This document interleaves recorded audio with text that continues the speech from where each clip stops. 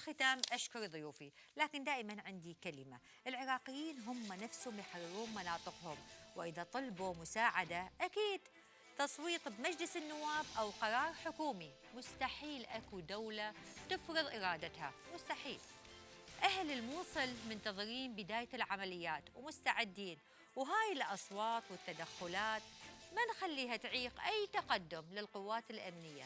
أما تصريحات بعض الدول هذا تدخل، وتصريحات بعض السياسيين هي فتنة. كل المعارك اللي خاضتها قواتنا الأمنية والحشد والعشائر كانت معارك نظيفة تعبر عن تلاحم وطني. الصوت الطائفي انقمع وانخرس بهمة العراقيين، وشفنا أهالي المناطق المحررة شلون استقبلوا الجيش. خلونا من هاي التصريحات النشاز، خلونا نتعاون ونرجع الموصل لأحضان الوطن. تصبحون على وطن آمن، في أمان الله.